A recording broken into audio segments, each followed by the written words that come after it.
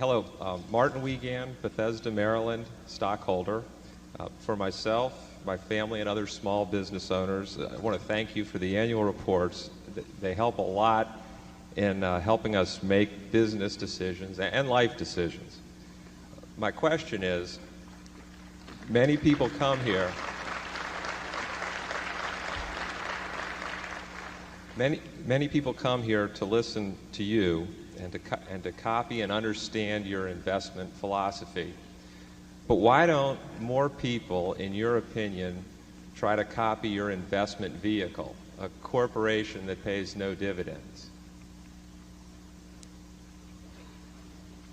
Well, I don't really think if there were, I think there are other things that are probably better to copy about Berkshire, but they don't get copied either. It was always interesting to me how few people, everybody read Graham's, and they didn't really disagree with him. They just didn't like following him because it didn't promise enough in a sense. I mean, people really wanted something very quickly.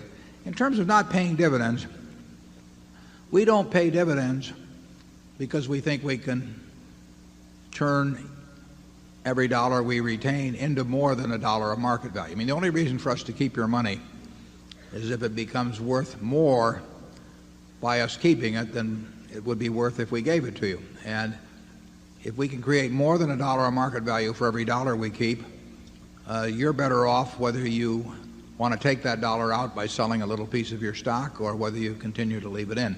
That's the test. If we come to the conclusion that we can't do that, and we could come to the conclusion sometime, then we should distribute it to you. The interesting thing is, we're in certain businesses, for example, See's Candy being one. We don't have a way to intelligently use all of the money that See's generates within the See's Candy Company. So if See's were a standalone company, it would pay very large dividends. Not because it just had some dividend paying policy. It would be simply because we wouldn't have a way of using, in this case, $30 million a year intelligently in expanding that business. The Buffalo News is the same way. We don't have a way of using money within that specific business intelligently to use the money that it generates. We hope that in the overall Berkshire Hathaway scheme of things, that we can intelligently use the money that the companies in aggregate generate for us. And we think so far we have, and we think the prospects are reasonably good that we can continue to do that. But dividend policy should really be determined by that criteria, also bearing in mind the possibilities of repurchase of stock too. But they should be determined by whether a dollar left in the business is worth more than to the shareholder than a dollar paid out. Someplace like Coca-Cola, if Coca-Cola had paid no dividends and simply repurchased shares and developed the bottling system and done the things that they have, the shareholders probably would have been even better off. They've been sensationally well off as it is, but they probably would have been even better off than they have been with the dividend policy they have had. And that's Gillette and Disney and companies of that sort that have got these terrific opportunities to use capital within the business or to repurchase shares of a company that simply can't be replaced. If that usually is the best use of capital, it's probably better than dividends. And we have written some about that, Martin, but people usually keep doing what they've been doing. They're hard to change. Charlie? Well, it's interesting that you take that simple standard. You should retain money if you can make it worth more than it is by retaining it. That is not the standard thing that's taught in the corporate finance departments of our major universities. Why do we have this simple idea and they have another one? Time after time we find that so.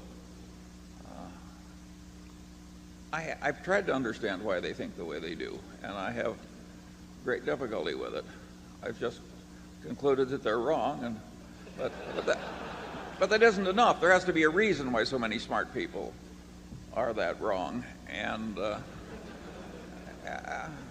that's a story for another day. But there are things gravely wrong with American education that I hope that Berkshire Hathaway is slowly helping to fix. Can you imagine if pick any one of you here, and let's say the two of us were in a business together, it was earning $100,000 a year.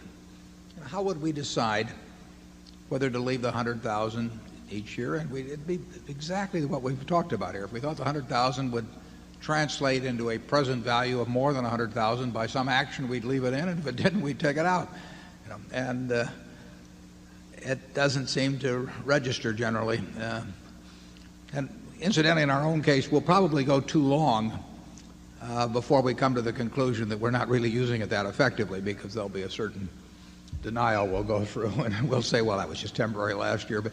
But that is our approach, and we'll do our best to apply it.